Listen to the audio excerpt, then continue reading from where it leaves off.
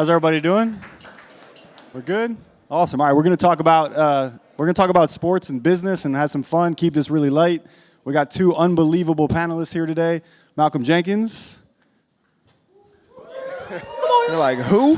Gotta be Philly fans in here. and Kyle Rudolph as well. Thank you for the energy in the front row. I appreciate it. Malcolm Jenkins, everybody. There we go. Two-time Super Somebody's Bowl awake. champion, Malcolm Jenkins.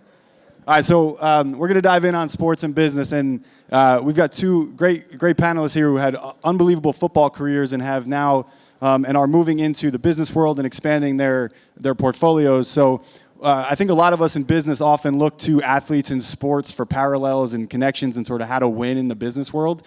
So wanted to start by asking you guys, what are things that made you successful football players that you are actively using in your business world now? So I'll start with you, Malcolm. I think the biggest thing that has transferred or transitioned over for me is the idea of team building. I've been playing football since I was 7 years old, so I've been a part of a team. You understand the importance of roles. When you're trying to do something bigger than you know how to deal with conflict. You know how to come together for one common goal, and that's to win. And that's very important in business, right? When you want to do something, you can't do it on your own. And so just putting people in the right position as well. Like I'm somebody who the first half of my career, it wasn't the career that I wanted to because I was playing out of position. So I know what it looks like to not only build a team, but make sure you're putting people in the position that fits them best. And that just expands, like my abilities grow the more I empower other people around me. And that's really been something I learned in football that I'm doing in business that's been very, very successful for me, something that transitions well.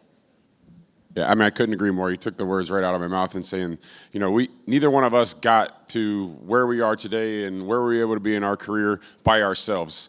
We needed 10 other guys on the field with us, and football is an unbelievable game because there's a lot of other sports, especially, golf and tennis, individual sports, but then even team sports.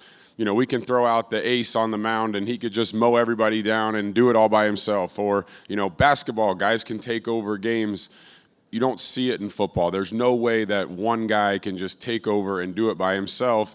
And for me, business is the same way. Like, there's no way I'd be able to get to where I am now or where I want to be by myself. I have to surround myself with individuals that not only make me better, but I can make them better. And when we all work together to elevate one another, I have a saying, and I use it all the time, and I apply it to life and business. And I'm sure most of you have heard it.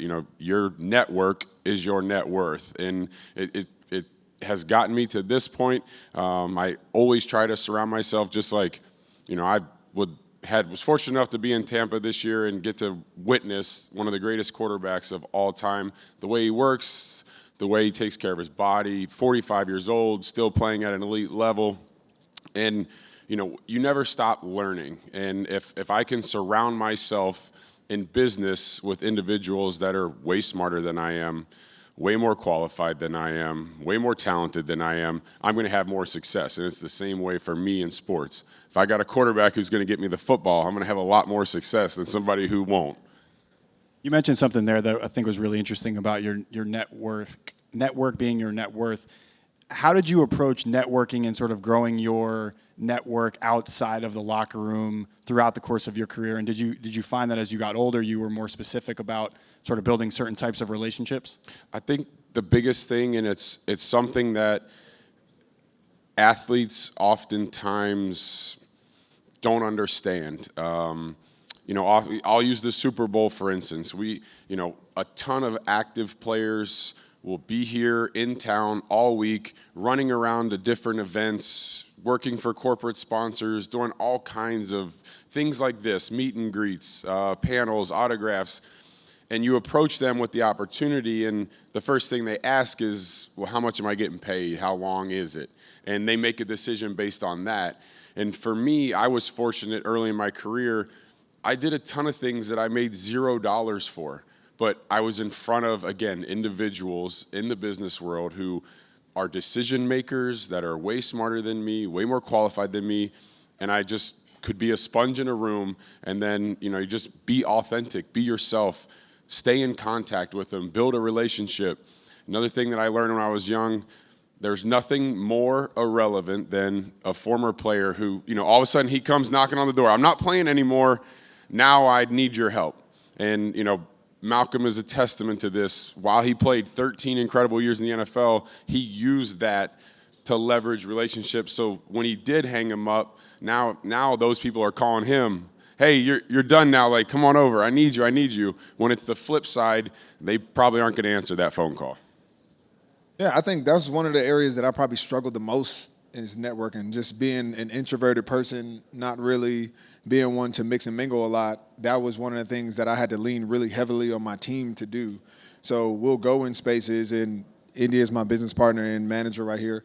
But, like, that's her job, right? Like, she's going to make sure, I have people that make sure, like, the people that we need to engage with that, are going to help us go to where we are, that we're, like, constantly keeping those conversations going. We're keeping the relationships warm. But it's one of those things where networking now becomes more and more relevant. And I think players have more access, more leverage from a social capital standpoint, and are looking for ways to monetize that. It used to be when I came in, athletes just wanted to your point, just get the sponsorship, get a commercial, get their check and go home. And now the questions are starting to be, well, how can I get equity, in this company? How can I be a partner? How can I co-invest? Those are whole different conversations that require more relationships, more, opportunities. And I've started to make a lot of those changes, as I've gone. But one thing that's helped me is I've done everything out loud, right? I wasn't a player who waited till I was done playing to try to do these things. I was doing them while I was playing, while people can see me. So a lot of the people will come to ask, hey, what are you doing? Because I was doing these things on a public stage, and that's helped me.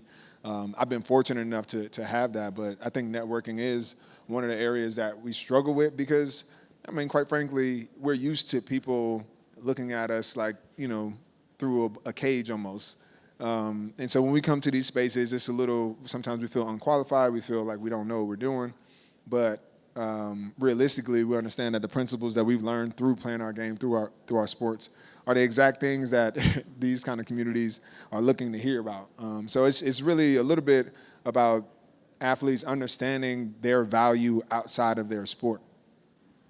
One of the things that I thought was very interesting when we were talking backstage was we're looking right now at a 13-year NFL vet and a current player going on year 13, which is incredible, right? I think that's probably something like 3.5 or 4 times the league average when you talk about longevity lasting in the NFL. And Malcolm, you started in your sort of entrepreneurial endeavors very early in your career, and you started this past year in year 12. And so everyone's path is very different, and there really is no right or wrong way. It's about you as a unique individual and an athlete. So can you talk to just each of us about sort of why you started when you did and how that entrepreneurship in you developed over the course of your career? And I'd love to hear also about sort of what you're working on with All True. We can get into that as well. So, yeah, for me, my business mind started, again, from my network, just surrounding myself with friends who were kind of in the space and were just looking at what I was doing and simply asked me like, hey, all right, you made $9 million this year. What's your plan? I'm like, I don't know. And invested in, people say invest, but you don't know what that is. And they said, well, why don't you get into real estate? And so we start to look at that. And my first real business move was I purchased an apartment building in Columbus, Ohio, on a line of credit that was fully occupied. It paid for itself. We put more money into it. It upgrades. And I'm like, I thought I did something wrong because I bought a whole apartment building and never spent a dime of my own money. I was like, this something has to be wrong with this. And it's like, no, that's how money works. And it was those lessons that kind of, I realized how much I did not know. And so it just becomes to being around people who understand some of these things, listening, watching, and then learning along the way has really been my path. That first lesson really just showed me, okay, I have the ability to do some things, right? Now and then just to figure out who are making the best decisions. How do I learn what they know, align myself with them, and also take that information and spread it amongst my network, right? Expose the people who I'm with, my team, to that same knowledge, and then we can build together. That's been really my model, and it really started with that very first lesson. Yep. For me, it was like a lot of people, the pandemic. My wife and I work closely with a university children's hospital in the Twin Cities, and we host various events throughout the course of the year, anything from golf tournaments to celebrity server events to like a little awards dinner, different things like that. And I work with a current NHL player as well. He and his wife try to partner with them on a lot of things because they're very passionate about the children's hospital as well. And like most people in 2020, we weren't able to do a single one of those events. So at the end of the year, January 2021, we all looked at each other with a couple other partners at the Children's Hospital and said, okay, how can we do this differently? How can we raise money for charity unconventionally, not your galas, golf tournaments, all the things that, Malcolm and myself as current players, you're always asking, hey, will you come play my golf tournament? Hey, can you come to my bowling event? Will you come to this celebrity server? And basically what we wanted to do was allow athletes we all have platforms. You hear it all the time as a professional athlete. You have a platform, you have a reach. Well, with that platform, you also have people that are willing to support you. You have a fan base behind you that knows the things you're passionate about and they want to help. So we created All True, which is it gives fans the opportunity to donate from anywhere $10 to $200 for a chance to win an experience. Basically our model is, we all saw what happened with Damar Hamlin. We've all seen these instances where our whole world sees an individual, an NFL player, an athlete, and then they find out about him. They find out, oh my gosh, look at the stuff he's doing off the field. Look at his foundation. And then 3 days later, his foundation's got $8 million.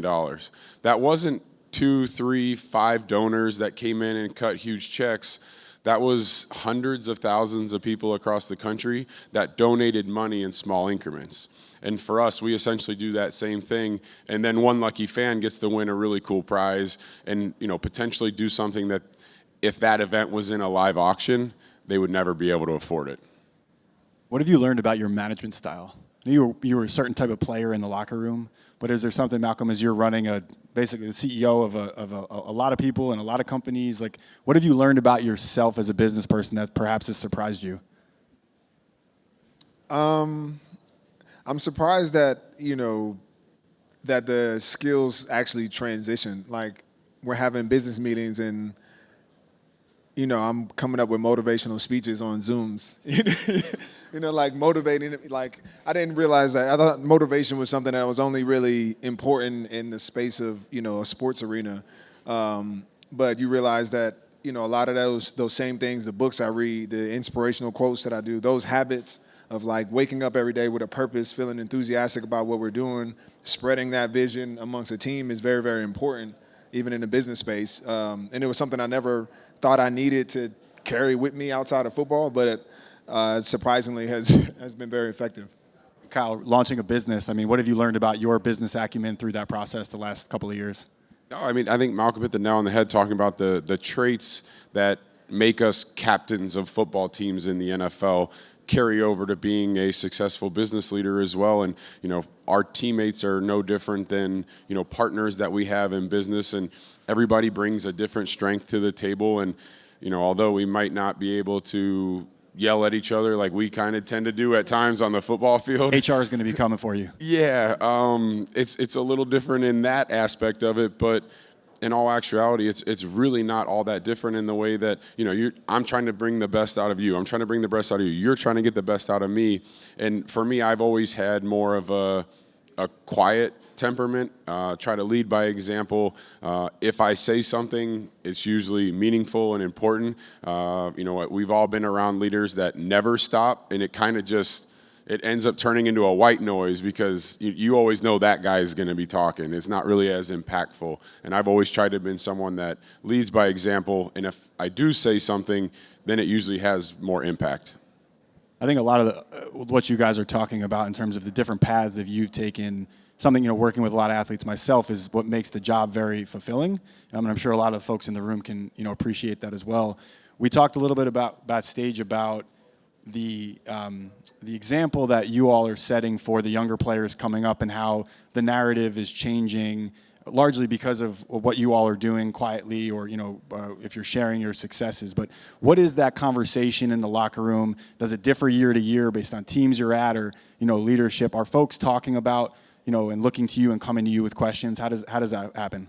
I think it's grown over the years. I think with larger examples like LeBron James and a few other, really it's just LeBron. You have it outside of that, the Kevin Harts and Jay-Z's of the world that have kind of built something from nothing with the people that they know, right? But when I came into the league, talking about money was taboo. I remember walking into the Saints locker room, and I don't know what happened the year before, but apparently a lot of people made an investment in something that a player brought, and they all lost their money. Mm-hmm. That player was gone, but nobody talked about deals or money in the locker room at all. They talk about spending money and going to the club and things like that, but never about investments and things like that. And so I made it a point when I was still in the locker room, you know that the younger guys are watching you. You just always catch them kind of like things, and they might ask you a question kind of on the side. And so I used to just go out of my way. If anybody asks a question, I'll spill everything. I'm an open book when it comes to how I built what I built, the things that I did, the mistakes I made, the success I've had. Because regardless of if the conversations are happening or not, people are watching. Those players are watching and desire to do more. But a lot of it is breaking some of the mold and fear of past mistakes. I remember watching 30 for 30 that broke and was scared to death, about like losing my money. But there's strategy, there are tools, there are things that you can do, to combat those things. And I think those conversations are are being had more and more, especially with more examples that are out there. I said LeBron, but even on a smaller scale, there are so many guys now that are into investing, that are, in the VC space, doing some phenomenal things. So I think the more examples that there are that are out there, more and more guys, step out of their shells, get curious, and throw their hat into the business world. Yeah, I think the biggest thing, when Malcolm and I came into this league, the whole persona of being more than an athlete, more than a football player, didn't really exist. We were football players, and that was it. And I think you look over the last 12, 13 years, not only has that public persona changed internally with our mentality, but also the league is now providing us with unlimited resources. There's internships and boot camps and all these kinds of things that we can do while we're still playing to help, transition us into things that either we're passionate about or we're curious about. We want to learn, develop different skill sets, and it's anything from business to TV, all theater, production, movies, literally whatever you want to do aside from being an athlete. Now they're providing us with these resources to equip us when our career ends. It's not, okay, I've only been a football player my entire life. Now what do? I have no other identity. So it helps, I feel like, the younger guys a ton, because now they're seeing older players that are more than just football players. You're seeing that trend happen too while players are still playing, right? Year 2, you got involved. Year 12, you've seen certain players who have gotten into sort of broadcasting. Is there ever an element of kind of balancing, hey, I've got to start thinking about what's next with the perception that folks have of me in the locker room, or perhaps the front office has, of my interest of still being here versus sort of being 1 foot out? How do you manage that? I think the bottom line, I think players have to see themselves as businesses, and if you just follow the numbers, the average NFL career is just over 2 years. So the minute you come into the league, you are 2 years away from retirement. So if you're not starting with the end in mind, you're setting yourself up for failure, regardless of what your coach thinks, regardless of what the GM thinks. And I think that's really the mind shift, is just really understanding, the bottom line of the situation you're in. You've got a small window to capitalize, on this sport, but we used to only think about how do we maximize the sport, and then that was it. I think people are starting to understand that this sport is really just a trampoline to set me up for something bigger. And if I only got 2 years or 3 years, to do that, then I really can't be only focused on what I do in this building. I got to be making sure I leverage this in this fullest way.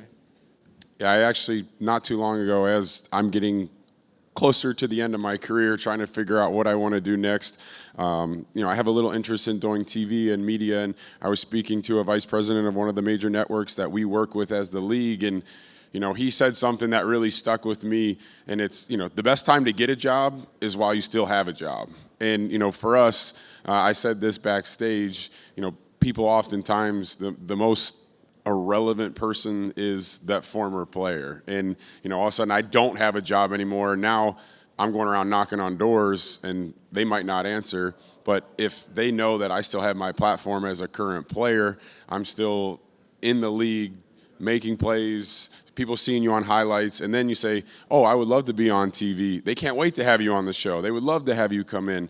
And it like Malcolm said, you can set yourself up. You can use this game as a trampoline to catapult you to what you want to do next.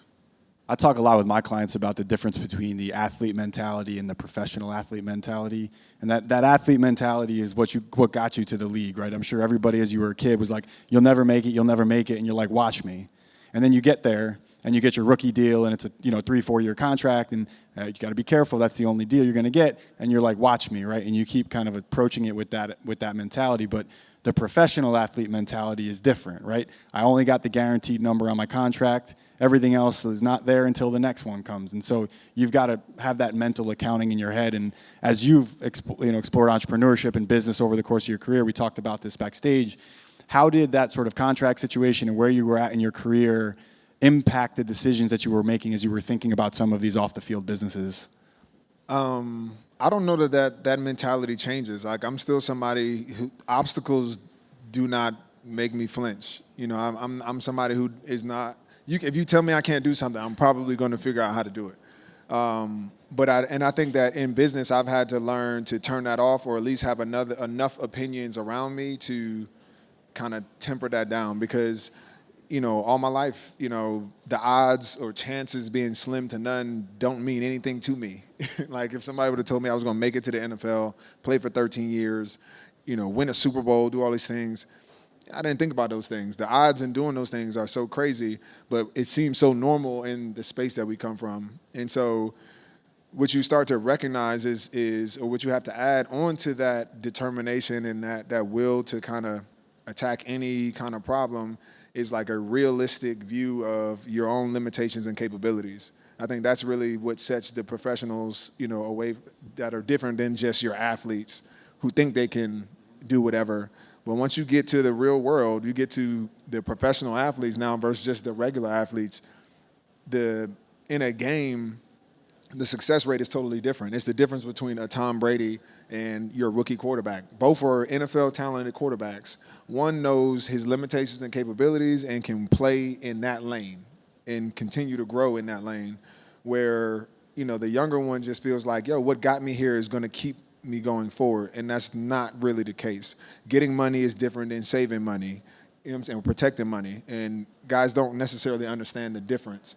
We know how to go get it, but the professional knows how to stay in the league. Every year they bring in new talent. Every year there are new players. To get to the league, that was always the goal. And then you get there and realize I can be gone tomorrow. And so that's when the professional starts, where you have to add some more context to where you are in order to stay, in that lane of success. Yeah, absolutely. And I think both of us are the same way. Like, our whole life we were told, there's no way, like, you can't make it, and you'll never make it. There's no way, you're not good enough. And I have a funny story. I remember being like 6th or 7th grade, and all I ever wanted to do was play sports. I played baseball, played basketball, played football, and I just hoped one day I'd be able to play it for a living. And I'm sitting with my dad, and we're watching like a Duke, North Carolina basketball game one night on a school night, and I was like, I would love to play college sports. And he like looked at me. He's like, those guys are really good. And so my own dad is basically instilling this doubt in me in middle school. And no matter what people told me, no matter as Malcolm said, the barriers that are placed in front of me, I was going to get there. And then once you get there, people are going to tell you you're not going to get to the next step. So you make it to the league. Well, you're going to lose your job. The backup's better than you. It doesn't matter. You're going to try to replace me day in and day out. And it doesn't matter who you're going to bring in here to take my job. I'm still going to be here. And then it's, oh, well, you'll never make a Pro Bowl. Well, I'm going to get to there. You'll never be a top player at your position. I'm going to get there. And I think the transition to business has been very similar. We're not supposed to be successful business people because we're football players. And it goes back to that stereotype of, just being a football player. And again, that's just the same mentality that I've carried over from my professional career into business. So that's a wrap. Malcolm, Kyle, appreciate you guys. This has been a lot of fun. Give it a us. round of applause.